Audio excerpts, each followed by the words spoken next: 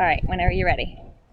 Hello, I'm Joni Spencer. I'm at Sweetwater Organic Community Farm. I've been farming here at this farm for about 5 years now, and I've been farming organically in urban settings for about 10 years altogether.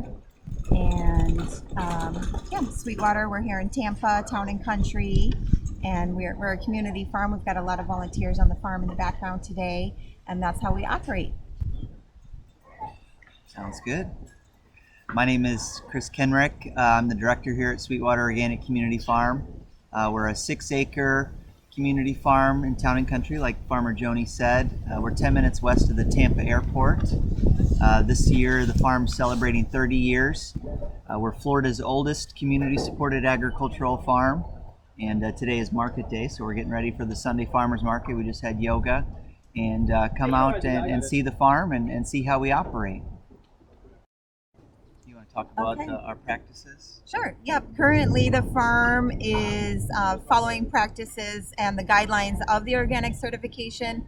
We're not currently certified at this time, and for the past 5 seasons, we have not been. Next season, we're hoping to get back into organic certification. The farm was going to be sold on the open market after 25 years of operation as an organic farm.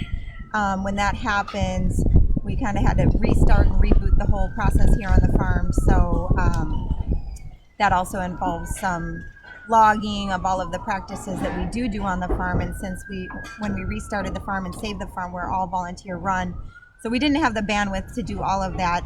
But now that we'll be going into our 5th season next year, we're getting back on track to get back on organic certification. But the practices right now do follow the traditional standards of organic certification, and we also are practicing no-till. So everything is done deep mulch system.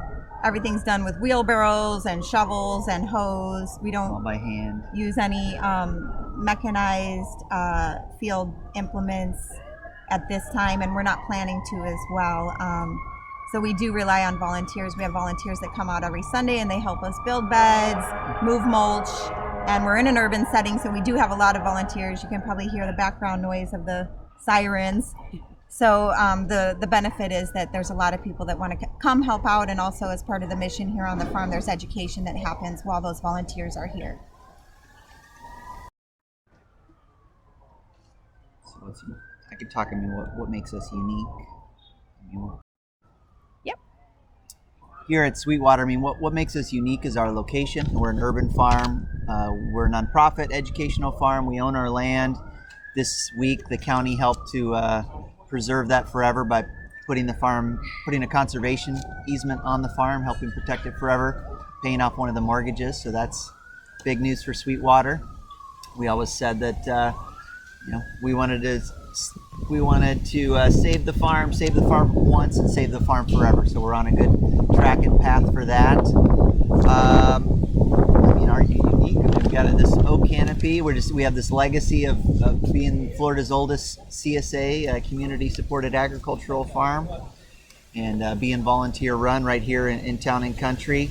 Our community engagement, we have a CSA. We've got about a 50-member CSA. They come out and pick up the share right here on the farm on Sunday at the farmers market, and then we do sell our produce as well at the Sunday Farmers Market. Any surplus, if you have SNAP and EBT benefits, you can come and double your dollars. And then we have a lot of volunteer shares as well. People that volunteer kind of for 1 day a week, 2 days a week, 3 days a week, they also get a share of produce as well. So that's sort of what we do with our produce. They're washing it right now, preparing it right now, and then it's going straight to the market to be picked up today. So. I can add a couple other things is that make this farm unique is that component of the education, because we're in the urban setting again.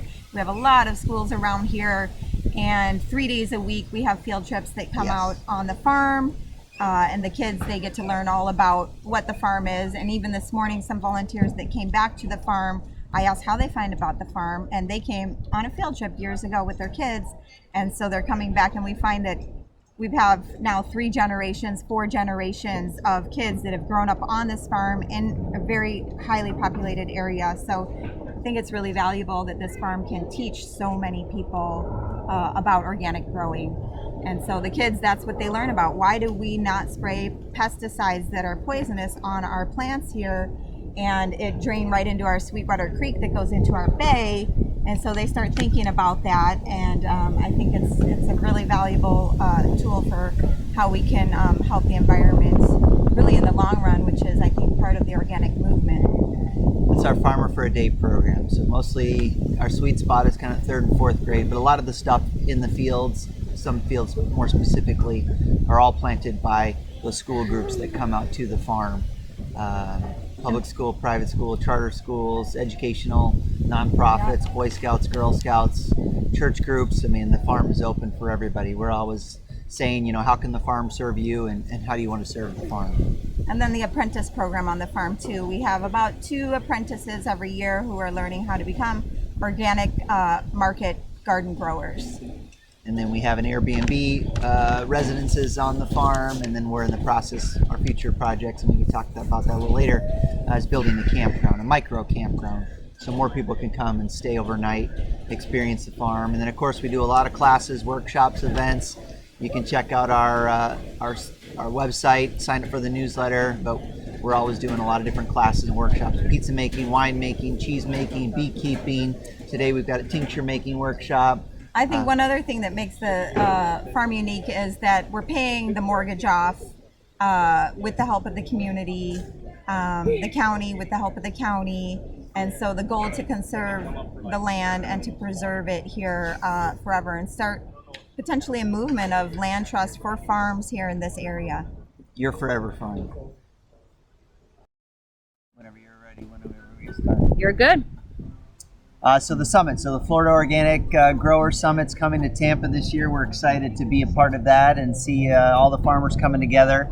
I know we're going to be personally giving a farm tour on Thursday of that event. I guess that would be April 18th. And it's kind of like our Farmer for a Day program. So you'll come out and see how we grow, see our greenhouse, see our animals, our Sweetie, our pig, the bees, the chickens, and see our fields, both annual and perennial, and see our setup. 30 years of infrastructure.